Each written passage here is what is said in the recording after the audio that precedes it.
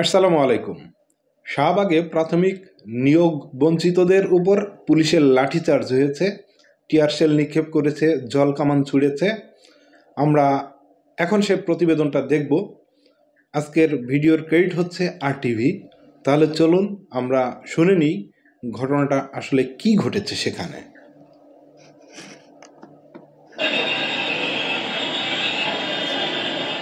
দুপুর 2টার কিছু আগে শাহবাগ মোড়ে পুলিশের সঙ্গে সংঘর্ষে জড়ান প্রাথমিকে সুপারিশপ্রাপ্ত শিক্ষকরা। পুলিশের লাঠিচার্জ আর জলকামান নিক্ষেপে দিক বিদিক ছোটাছুটির পর কিছু সময়ের জন্য ছত্রভঙ্গ হয়ে যায়।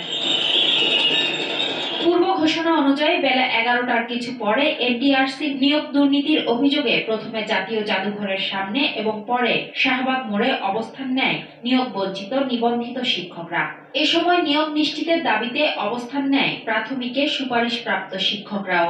গেল বৃহস্পতিবার প্রায় 6,500 সুপারিশপ্রাপ্তকে বাতিলের ঘোষণা দেন আদালত। এরপর থেকেই আন্দোলন নামেন তারা।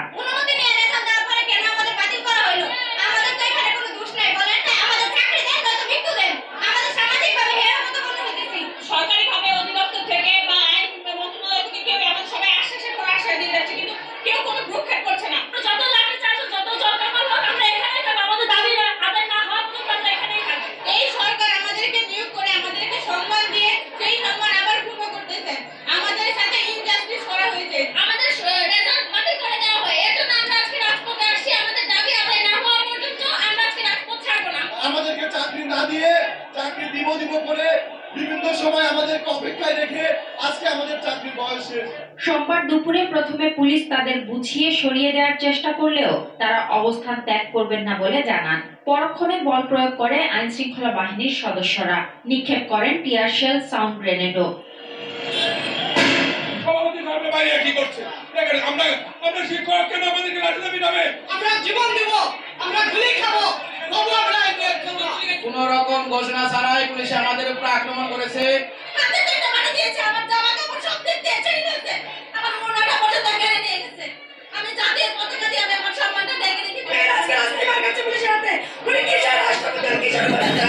এরপর শিক্ষকরা তাদের অবস্থানে অনড় হলে অচল হয়ে পড়ে শাহবাগ মোড়, বন্ধ হয়ে যায় যান চলাচল। এ সময় পুলিশের পিটুনিতে আহত হয়ে হাসপাতালে ভর্তি হন অনেকে। আটক করা হয় বেশ কয়েকজনকে।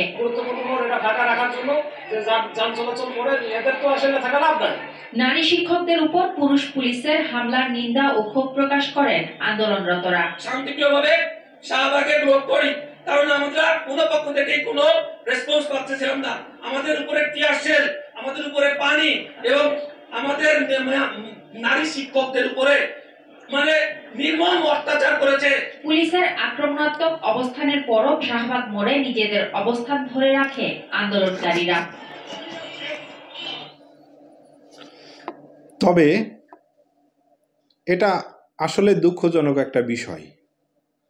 সবই ঠিক আছে, তাদের দাবি আদায় করতে তারা রাস্তায় নেমেছে, কিন্তু সাধারণ মানুষের দুর্ভোগ বাড়িয়ে ওই আন্দোলন কিন্তু সফল করলে সেটা মজবুত হয় না। কারণ আমি একটা বিষয় নিয়ে আন্দোলন করব, আমি জনদুর্ভোগ বাড়াচ্ছি, জনগণ এটা ভালো দৃষ্টিতে দেখবে না। এখন দেখছি আন্দোলন হলে আগে রাস্তা ব্লক করছে, তো রাস্তা ক্লিয়ার রাখতে পুলিশ তো তাদের পদক্ষেপ নিবেই। আর তাদের সাথে যেটা হয়েছে সেটা তো আসলেই অন্যায় হয়েছে।